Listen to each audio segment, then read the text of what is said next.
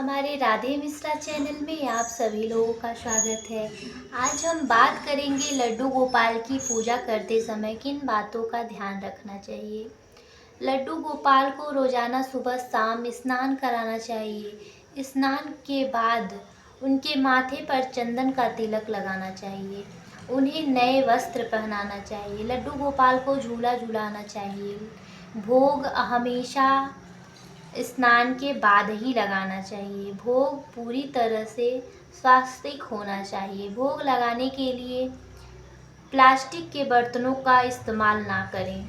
लड्डू गोपाल को अकेला बिल्कुल भी ना छोड़ें। लड्डू गोपाल को दिन में कम से कम 4 बार भोग लगाना चाहिए। लड्डू गोपाल की मूर्ति को हमेशा किसी ऊंचे स्थान पर रखना चाहिए। लड्डू गोपाल की मूर्ति को घर के उत्तर पूर्व दिशा में स्थापित करना चाहिए।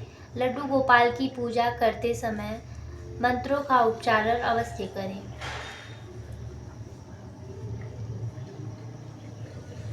लड्डू गोपाल को खुश करने के क्या क्या नियम हैं, आइए इस बारे में चर्चा करते हैं। लड्डू गोपाल जी को पंचामृत और माखन मिश्री का भोग लगाना जरूर चाहिए। इसके अलावा आप लड्डू गोपाल जी को पेड़े, मोतीचूर या बेसन के लड्डू, खीर आदि का भी भोग लगा सकते हैं। इससे वह बहुत प्रसन्न होते हैं और साधक पर अपनी दया दृष्टि बनाए रखते हैं। लड्डू गोपाल को घर लाने के बाद क्या करना चाहिए। वर्तमान समय में लड्डू गोपाल को घर में रखने का प्रचलन बहुत बढ़ जा रहा है। ऐसे में कोई उन्हें अपना बेटा, कोई सखा तो कोई पूजा के लिए उन्हें घर में लेकर आता है।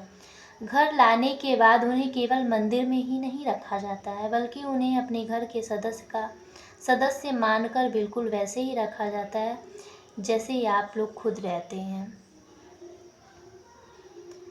घर में लड्डू गोपाल की पूजा कैसे करें, इन बातों का तो आप विशेष ध्यान रख सकते हैं। जैसे कि बता दें कि लड्डू गोपाल को श्री कृष्ण का बाल स्वरूप माना जाता है। इनकी मूर्ति में एक छोटे बालक के रूप ही दिखाई जाती है। इसलिए धर्म के जानकारी के मुताबिक जिन घरों में लड्डू गोपाल होते हैं उन्हें सदा उनकी दया कृपा बनी रहती है।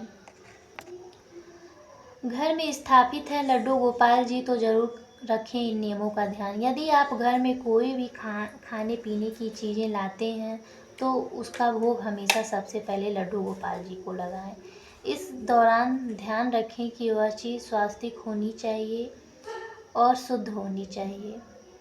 लड्डू गोपाल को घर लाने के फायदे, इन बारे में चर्चाएं करते हैं।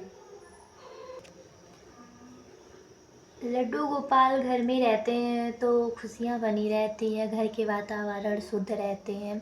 लड्डू गोपाल को घर लाने के बाद क्या करनी चाहिए। वर्तमान समय में लड्डू गोपाल को घर में रखने का प्रचलन बहुत बढ़ रहा है, तो इन बातों का अवश्य ध्यान रखें कि आप उनका ध्यान जैसे अपने घर के हर एक सदस्य का रखते हैं वैसे ही बिल्कुल उनका ध्यान रखें। जिस घर में लड्डू गोपाल विराजते हैं वहाँ उन्हें रोज़ पंचामृत से स्नान ही कराना चाहिए। आपको इस बात का ध्यान रखना होगा। पंचामृत तैयार करते समय दूध, दही और ताज़े होने चाहिए। समय समय पर लड्डू गोपाल जी को भोग लगाते रहें। संभव हो तो लड्डू गोपाल जी की सेवा उसी प्रकार करें जिस प्रकार घर में हर सदस्यों का होता है। लड्डू गोपाल जी के वस्त्र भी साथ ले आएँ। हमेशा नए कपड़े ही उन्हें पहनाएं। लड्डू गोपाल जी को प्रतिदिन 4 बार भोग लगाएं। इस बारे में आपको जानकारी मैंने दे दिया है। लड्डू गोपाल को कभी भी घर में अकेला ना छोड़ें, साथ में ही ले जाएं। अगर कहीं जाते हैं तो उन्हें साथ में ही ले जाएं। और अगर आपको संभव हो तो विश्वनीय जन कोई अगर अच्छे से उनका ध्यान दे पाए, उनका सेवा कर पाए तो उनको आप दे सकते हैं। आप सभी लोगों से हम फिर मिलेंगे नेक्स्ट वीडियो में। तब तक के लिए हरे कृष्णा, राधे राधे।